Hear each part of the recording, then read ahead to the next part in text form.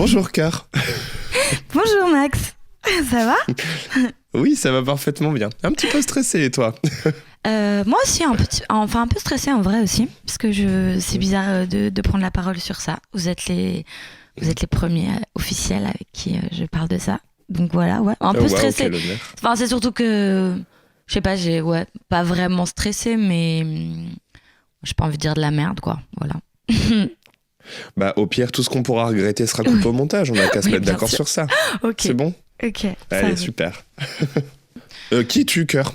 Je suis Cœur, aka Charlie d'Orty-Durand, aka la reine de la Minouche Mafia, aka on est des vrais pirates, on va faire autrement. Gang, gang. Excellent. Chouette. Donc, toi, tu fais de la musique. Tu as un groupe de musique qui s'appelle Cœur. Ouais, enfin, c'est moi, Cœur. J'ai pas vraiment de groupe de musique à proprement parler. Puisque du coup, je travaille avec pas mal de gens différents, mais ce qui rejoint tout, c'est que c'est à chaque fois moi, Cœur, qui chante et qui écrit. Tu veux dire que le cœur est au centre, c'est trop beau. Le cœur est au centre, exactement. Mais un petit peu à gauche. Normalement, des fois il est à droite, hein, tu sais, ça dépend. Mais moi, je crois qu'il est à gauche, le mien. Il est un peu normal. De ce côté-là, ça va, je suis normale. Excellent. Voilà, donc il y a quelques semaines, tu as diffusé un post sur tes réseaux sociaux qui parlait de la sobriété, mais qui le rendait un petit peu plus sexy que ça. Qui disait, en gros, la vraie piraterie, c'est faire différemment des autres, et c'est pas dans les milieux de contre-culture où tout le monde se bourre la gueule qu'on brille en se bourrant la gueule, à peu près. C'est ça, non? Alors... je pense que je parlais surtout pour moi, c'est-à-dire que je prends pas la parole pour les autres, tu vois. C'est surtout en fait c'est très bizarre ce post parce que je suis sobre depuis 2 ans. Ça c'est venu d'un long processus dont on parlera, j'imagine, mais j'ai jamais je sais pas, mes proches sont au courant, tout ça, mais j'en ai jamais fait un étendard. Et puis je sais pas pourquoi j'ai fait ce dessin, puis ça faisait 2 ans en fait, donc du coup même auprès justement de mes proches, on a rigolé là-dessus, tout ça, donc mais je pensais pas du tout que ça ferait quelque chose où il y aurait autant de gens et autant de réactions. Parce que du coup, j'ai expliqué un peu dans le post. En fait, c'est un post, comment on dit, la carousel. Voilà. Carousel. Et j'ai essayé d'expliquer un peu rapidement les choses pour justement pas rentrer dans ce truc de je suis mieux que vous ou moi j'y suis arrivée ou blablabla. Et en fait, ça a généré beaucoup de réactions. Il y a eu beaucoup de commentaires, il y a des gens qui m'ont écrit, tout ça. Et puis en plus je me suis rendu compte qu'au final j'avais eu un parcours qui était intéressant et que c'était intéressant d'en parler, du fait que j'avais pu moi m'auto-observer dans cette problématique et puis effectivement observer le milieu de la musique dans cette problématique là aussi. Voilà. Non, voilà, et j'ai été très étonnée. J'ai été étonnée. Après, le côté sexy, brillant, c'est plus que dans tout ce processus-là, je me suis beaucoup interrogée sur ce qui m'avait conduit à me détruire via l'alcool, ou à quasiment me détruire, en tout cas à avoir des conduites vraiment autodestructrices. Et effectivement, je me suis interrogée sur les modèles culturels qui valorisaient cette vida loca, je crois que j'ai dit ça dans mon post, je sais plus.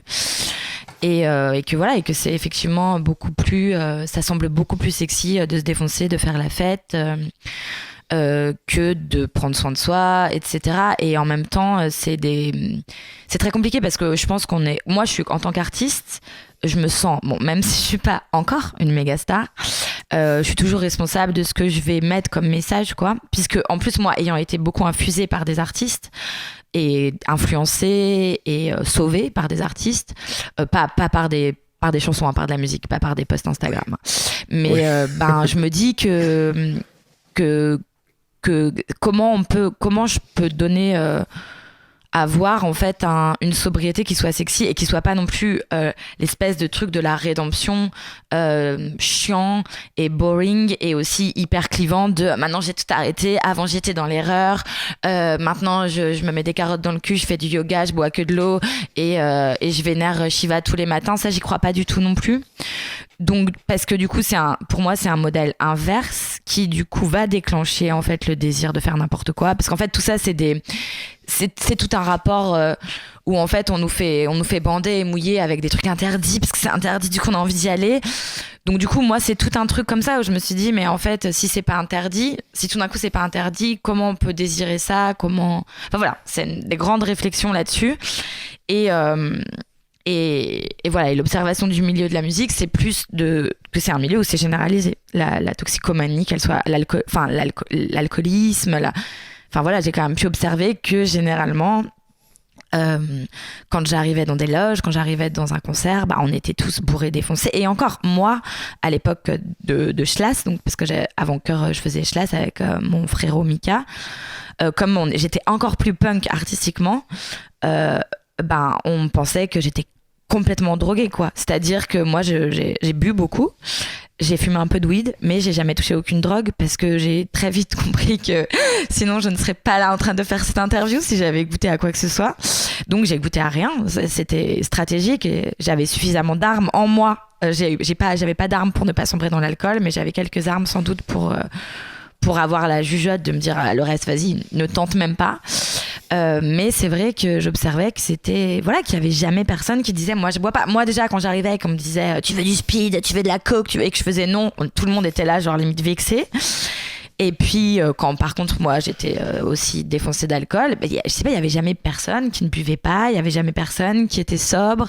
Ça a dû arriver, je me souviens une fois dans un bar où un mec il m'a dit ah non moi je bois pas, ou très rarement, et voilà, et là j'ai commencé à me faire non mais il y a un problème quand même, c'est quoi cette espèce de truc où tout le monde est dans cet état, où on est tous pareils, où on a tous, je sais pas, ça a commencé à m'interroger. Voilà. Ouais, t'as interrogé du coup une sobriété normale plutôt qu'un alcoolisme normal. Moi je prenais pas de drogue, et en plus avec ce que je faisais sur scène, la plupart du temps on ne me croyait pas, c'est-à-dire qu'il y avait un espèce de truc où on me renvoyait limite attends je vais changer un truc pour te voir mieux, limite on me faisait comprendre mais attends elle assume pas, la meuf elle ment, donc ça alors m'a que ça se voit. Ouais, comment ça se alors voit qu'elle est droguée. Ouais. Moi, je t'ai déjà vu sur scène et effectivement... on peut croire, tu trouves ? On peut croire. Enfin, on peut croire. Oui. On peut croire parce que c'est normal de mettre la folie des gens sur le compte des produits. Voilà, c'est ça. Et voilà, et tout a commencé comme ça. Après, c'est aussi parce que moi, je me suis mis en danger très, très, très, très fort et que j'étais moi-même dans ces conduites addictives. Enfin, pas addictives, parce que moi, c'était un rapport à la défonce, c'était pas un rapport journalier, mais où je m'observais. En fait, parallèlement, je m'observais moi. Et parallèlement, j'observais les gens. Et puis j'ai quand même vu beaucoup de gens autour de moi se détruire. Beaucoup. Enfin, déjà, dans l'histoire de la musique, les génies qui se sont détruits à cause de la drogue, c'est légion. Et ça, déjà, quand j'étais toute petite et que les gens étaient morts de manière... Enfin, voilà, quand t'es fan de Jimi Hendrix, de Janis Joplin, de Jim Morrison, de Kurt Cobain, et qu'ils sont tous morts n'importe comment, et que... Enfin, tu vois, il y a un espèce de truc...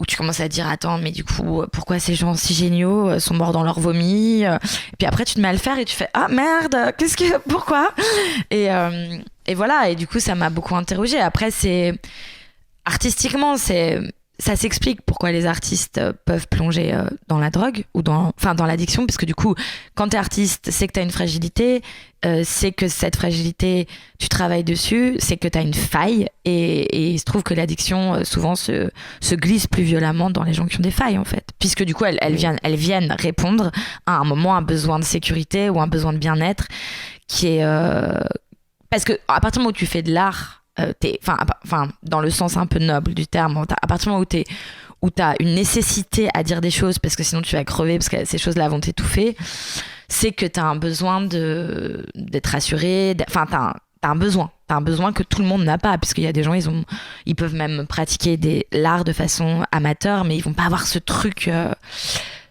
viscéral, et donc du coup ça s'explique, et donc du coup oui, ça s'explique très bien que les artistes peuvent sombrer plus après le milieu, du coup ça fait un combo un peu dangereux, c'est-à-dire que t'es hypersensible, t'es hyper machin, tu fais de l'art, et puis tu vas te retrouver dans un milieu qui va t'offrir le poison en fait, pour mieux te détruire. Et après on peut parler de l'industrie, de comment l'industrie surfe là-dessus, de comment le public surfe là-dessus, parce que c'est beaucoup plus agréable. Ça permet aussi aux gens de voir des gens se détruire sans se détruire eux-mêmes, puisque tu vois t'as aussi le truc, l'autel sacrificiel des artistes, on les regarde se détruire, assez marrant, et puis nous on va juste boire de petites bières, être un peu pompette au concert, et puis on rentrera, voilà. Donc c'est très compliqué comme réflexion. D'autant que quand t'es artiste, t'es exposé. Et si t'es artiste et que tu tournes beaucoup, ou que les gens attendent beaucoup de choses de toi, ils voient dans toi un truc qui n'existe pas. Enfin, je vois pour les pour les grosses stars ou pour les gens qui enchaînent des méga grosses tournées ou les gens qui sont jamais chez eux, qui... Horrible. En fait, tout ça, de devoir performer le même spectacle tous les soirs parce que c'est ça que t'as bossé, c'est ça que le public est venu voir. Enfin, et nonobstant, j'adore ce mot, ça fait quand même ça fait jaser quand Rihanna elle arrive bourrée à son concert ou quand c'est Tricky, le mec de Massive Attack, il arrive et qu'il est complètement foncé, qui tape des traits sur les amplis sur la scène. En fait, ça fonctionne, ça fait partie du spectacle et du coup, c'est presque valorisé. C'est comme si tu vas au zoo et que tu captes que le lion il fait un tour dans sa cage. Oh mais c'est incroyable, génial. Si tu veux, Rihanna, déjà moins, parce qu'elle est pop star, donc elle est censée... En fait, tout ça, c'est très politique, c'est très qu'est-ce que tu représentes, quel est ton genre. Enfin, tu vois, c'est de la part de mecs punk, ça va être valorisé. De la part de femmes, déjà, c'est beaucoup plus compliqué. Tu vas beaucoup plus être regardé, on va beaucoup plus te montrer du doigt. Enfin, moi, quand je faisais Schlass, c'était... putain, j'ai fait un truc que je fais jamais, que tout le monde fait tout le temps quand on demande Schlass, qui fait Schlass. Et les gens, ils disent... bref.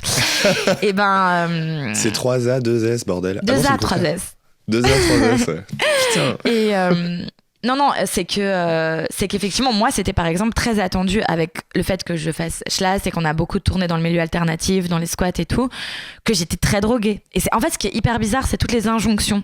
C'est-à-dire que n'importe quel milieu, moi, le milieu alternatif, pas tout le temps, mais je voyais très bien que comme en fait, pareil, t'arrives dans un endroit où... mais pas que le milieu alternatif, parce que les smacks, pareil, enfin, franchement, dans les smacks, tout le monde tape de la coke, tout le monde... Enfin, partout. Après, c'est plus ou moins hypocrite. Salle de musique actuelle. Ouais, tu sais, c'est les salles. Ouais. Je dis ça parce que je veux pas... Ce que j'ai pu observer, moi, c'est que c'était partout pareil. C'était juste pas les mêmes rituels. C'est juste pas les mêmes rituels et pas la même façon de se droguer, pas la même façon de boire. Mais c'est partout pareil. Il n'y a pas de milieu qui échappe à ça.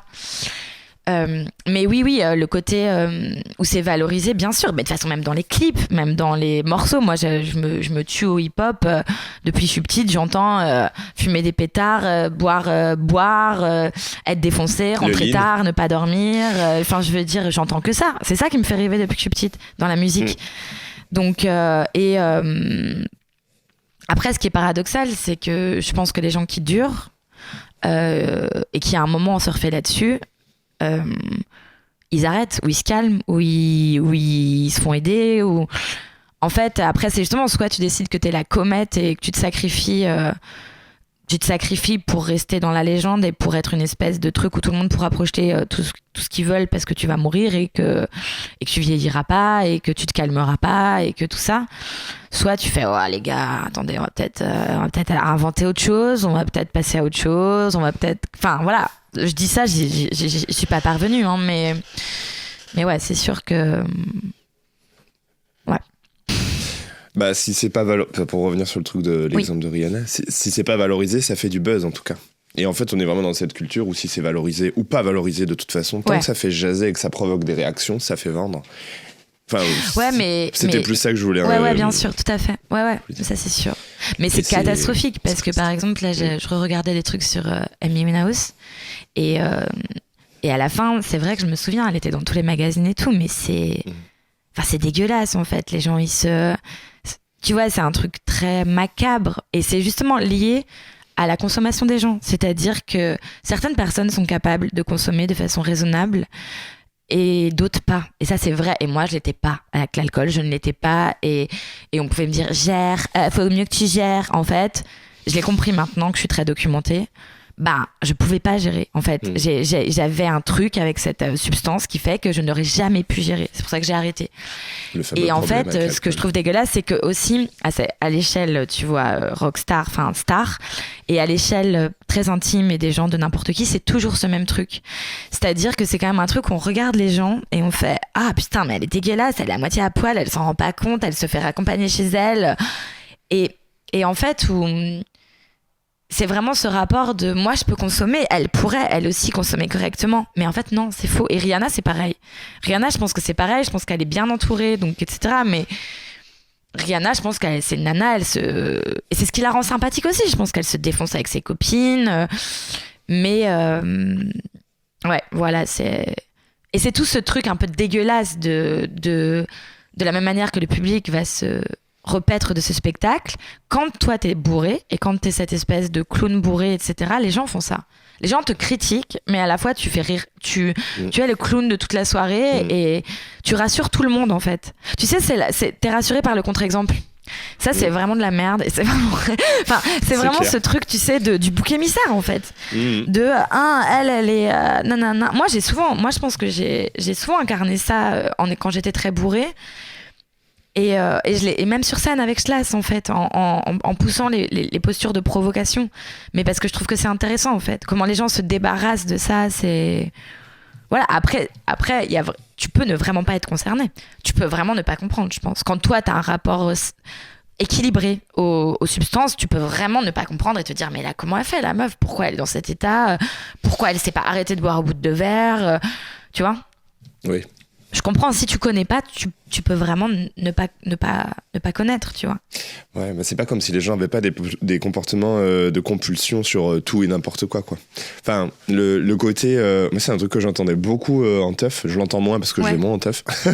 Vous droguez pas si vous savez pas vous gérer. Ouais, non, franchement, mais c'est ces vieux discours là, t'es là, mais qu'est-ce que c'est? Mais vous droguez pas si c'est pour donner des leçons pareilles aux gens?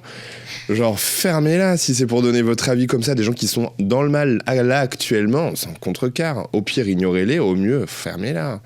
Ouais. Enfin, mais moi, on m'a beaucoup dit ça. Et ça m'a beaucoup blessée. Ça m'a beaucoup. De la même manière que. Parce qu'en fait, ça te met encore plus dans l'impuissance. Mais ça, déjà, ça. Tu sais quoi? Oui. Pardon. Non, mais tu sais, c'est ce côté, allez, on y va. Tu sais, qui pousse toujours à aller plus, je gère pas, tiens, voilà, je vais continuer à pas gérer. C'est oui, voilà, c'est ça, exactement. C'est que, en fait, du coup, si tu commences à avoir des comportements destructeurs, c'est que déjà, tu te sens, à un endroit, tu te sens rejeté. Donc, si, en plus, on te dit, oui, voilà, c'est ça pousse encore plus le truc de. Tu vois, moi, je sais que quand on a eu des comportements comme ça avec moi, j'ai encore plus dit, vas-y, nique ton père, je m'en fous, tu veux vraiment que je te montre comment je suis capable. Ouais, tu vois. Et mais c'est très compliqué parce que maintenant, je vois que moi, quand je vois des amis à moi que j'aime ou des gens, je ne sais pas comment les aider. Parce que réellement, en fait, il y a que toi. Enfin, c'est horrible, mais c'est d'une solitude. C'est-à-dire que... Et c'est marrant parce que comme j'ai fait mon premier album, Minouche Mafia, beaucoup sur les relations toxiques, entre guillemets. Bon, ce mot devient complètement à toutes les sauces. Mais en tout cas, mais toxique dans le sens qui est intéressant là, dans cette discussion, c'est que... Parce que j'ai lu des choses aussi sur le rapport entre la passion et les substances, et sur ce que ça déclenche en termes d'hormones, en termes de raisonnement neuronal, etc. Du coup, je me suis aussi interrogée après dans la musique, pour dire ça, par rapport au fait que, pareil, j'ai fait plein de chansons d'amour hyper tristes et je me suis dit, mais pourquoi il y a beaucoup plus de chansons d'amour sur des trucs qui marchent pas que sur des trucs qui marchent?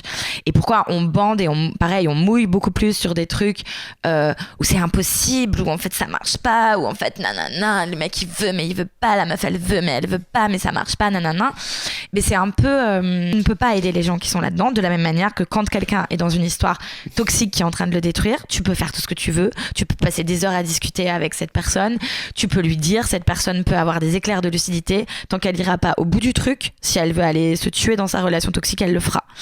Et ça, c'est horrible. Enfin, moi, vraiment, c'est quelque chose... et c'est pour ça que j'accepte ces interviews, etc. Parce que je me dis que peut-être des mini graines peuvent aider les gens, parce qu'en fait, quand t'es dedans, personne peut t'aider. Moi, je trouve... Enfin, si, c'est pas vrai. On parlera après des gens, moi, qui m'ont aidé, mais c'est si tu veux bien les voir, si tu veux bien les écouter, si tu veux bien... Voilà, mais c'est super dur, ce truc-là, parce que c'est tellement complexe pourquoi tu te mets à te détruire, c'est tellement personnel, c'est tellement lié à plein de paramètres dans ta vie, c'est tellement lié à ton environnement, comment ton environnement il va évoluer aussi, qu'il y a pas de recette, quoi. Je pense que c'est ça qui est super dur, en fait. Et puis il faut savoir qu'on se détruit. C'est aussi ce truc-là. Ça peut être évident pour tous les gens qui sont autour de toi, et toi, des fois, tu peux ne pas t'en rendre compte. Et puis je peux trouver ça super sexy. Et super, parce qu'en fait, la mort, c'est super violent. On sait pas quand elle va arriver. Moi, je pense que je me détruisais aussi pour contrôler. Hein. En fait, c'est pareil. On dit que les gens qui sont bourrés, etc., sont toujours des gens. Ah, ils sont lâchés. Genre, les gens, ils vont te dire, ah non, mais moi, je contrôle toujours. Je contrôle toujours. Parce que bon, moi, bien sûr, je ne vomissais pas. Si j'aurais vomi, ça m'aurait sauvé la vie, mais je ne vomissais jamais. Et, ah ouais, tu faisais partie de ces gens? Ah non, je fais partie de ces gens. Bah, sinon, t'imagines bien qu'à un moment, je m'arrêterais. Mais non, mon corps pouvait tout encaisser. Et tu sais, t'as ces gens qui, effectivement, quoi, te disent, moi, je suis dans le contrôle. Mais en fait, moi, j'ai envie de leur dire, mais moi, je suis dans le contrôle, mec. Moi, je veux savoir comment je me détruis. Je veux pas que ce soit des accidents. Je veux pas que ce soit la mort. Je veux pas que ce soit des maladies. Je veux que ce soit moi. Je veux que ce soit moi qui me détruise. Et ça, c'est pareil. C'est du contrôle, en fait. C'est si quelqu'un doit me détruire, ça va être moi et personne d'autre. Donc ça, je pense qu'il y a un kiff. Moi, j'ai eu un kiff à faire ça, à me détruire. Enfin, en fait, je pense que c'est super important de reconnaître le kiff. Comme dans les histoires, comme dans les relations de merde. En fait, il faut reconnaître que t'as un bénéfice secondaire. Et moi, je pense que j'avais un bénéfice secondaire de ouf, qui était... et je pense que toutes les rockstars et tout, même dans le rap, Tupac, Biggie, tous ces gens qui à un moment ont même dit je vais contrôler ma mort. En fait, même si ils la contrôlent plus ou moins pas, mais ils savent à un moment, mais c'est une forme de pied de nez à la mort. Je vais le faire, c'est moi qui vais le faire. Je vais me détruire et quelque part c'est enivrant ça aussi comme sentiment, parce que sinon t'es dans l'impuissance toute ta vie. Donc bon, voilà. Mais ça, c'est un truc qu'on peut se dire rétrospectivement, parce que sur le coup, tu peux voir que le kiff. Enfin bref, c'est moi, pas pour relancer, mais... je pense... Moi, tu vois, je pense que même dans des paroles, j'ai écrit là-dessus. J'ai écrit là-dessus sur... si tu veux, et c'est ça qui est compliqué, c'est qu'après, tu romantises ça. Enfin, les poètes ont beaucoup écrit là-dessus aussi, tu vois, c'est de la poésie, c'est-à-dire... je vais me rapprocher de la mort. En fait, moi, je pense que quand même les blackouts, c'est des expériences, c'est des trucs hyper dark, tu vas côtoyer même dans la saleté, dans le fait de se retrouver dans la rue avec des gens que tu connais pas, d'être à moitié conscient. C'est un espèce de truc quand même de... C'est sûr que c'est pas du parapente, t'es pas habillé en quechua et tu bois pas, et t'es pas en train de boire de l'eau et... Ah, ça a sauté. C'est merde. bon? Non, c'est bon? Je t'ai perdu. Je suis de retour. Ah, c'est génial. On parlait du fait que... Oui, qu'à un moment, sans doute que tu fais ça pour te faire du bien. Et que parfois, se faire du mal, c'est se faire du bien. Enfin, ces notions-là sont compliquées, quoi. Oui, et puis tellement subjectives. Oui, voilà, c'est ça. Ce qui fait du bien à la tête te fait peut-être du mal au corps, et ainsi de suite. Enfin, et inversement, on dit. Ouais, voilà. Oui, et puis c'est pour ça que... Enfin, en fait, ce que j'ai l'impression qu'il faudrait... Enfin, que tu peux réussir à faire et qui est intéressant, c'est entre guillemets l'équilibre. Et c'est parce que moi je crois pas non plus du tout à se ranger du côté des anges et tu vois, du rien. Après, ce qui est dangereux avec les drogues, c'est les excès, c'est-à-dire que c'est enfin, j'en sais rien en même temps, parce que je pense qu'il y a des gens qui font pas d'excès mais qui peut-être consomment vraiment tout le temps. Mais moi, du coup, c'était pas du tout mon cas et pas mon rapport à l'alcool. Donc, je peux pas trop en parler de ça. Ouais.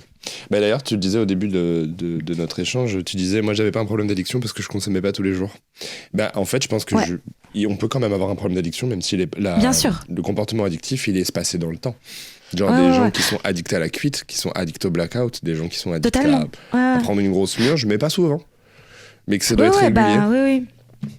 Eh ben non, mais ça c'est sûr. Et puis non, mais en fait, je dis ça, mais j'étais complètement addict, moi. Enfin, c'est juste parce que pareil, dans le langage commun et dans la manière commune de dire les choses, justement, et quand à l'époque, avec mes proches, on parlait de ça, on me disait, t'as pas de problème, t'es pas alcoolique, tu bois pas tous les jours. T'as qu'à gérer, en fait. Mais en fait, je pouvais pas voir que si, j'avais un problème qui était pas le même que Dédé qui boit son petit blanc tous les jours au bar, mais c'était quand même un problème. Et voilà, mais ça, c'est grâce à, pareil, c'est quand même grâce à des rencontres, des gens qui m'ont dit des trucs et tout un petit chemin que j'ai commencé à comprendre ça, quoi. De toute façon, il y a autant de problèmes avec l'alcool qu'il y a de personnes, quoi. Les problèmes d'addiction. Oui, et c'est d'ailleurs pour ça que t'es impuissant à aider les autres. Parce qu'en fait, il y a que toi qui peux détricoter tout le bordel, il y a que toi... Enfin, c'est vraiment... Je trouve que c'est un problème où t'es très seul. T'es très très seul. Autant moi je suis plutôt dans un truc où je pense qu'on peut tous s'aider les uns les autres pour plein de choses, que la solidarité ça compte beaucoup, mais ça compte beaucoup d'ailleurs dans ces moments-là. Moi ça m'a beaucoup aidé d'être avec des gens qui me jugeaient pas, ça m'a beaucoup aidé. Je pense qu'il y a quand même plein de gens qui ont un... Voilà, la pensée elle s'est quand même un peu déconstruite là-dessus, donc qui m'ont aidé à moi me regarder autrement. Mais t'es seul quand même. T'es seul parce qu'en fait c'est un rapport passionnel. Et t'es seul en fait. Parce qu'au final, c'est marrant, mais c'est marrant parce que moi, je m'occupe pas mal d'enfants et c'est ce truc de fusion que tu veux, quoi. Enfin, pour parler un peu philosophie de bas étage, mais il y a un truc de fusion. Tu veux te perdre, tu veux effacer les limites, en fait, qui justement sont aussi les limites que t'as avec les autres. Enfin, c'est pas pour rien que quand les gens ils sont bourrés ou drogués, ils se touchent, ils se mélangent.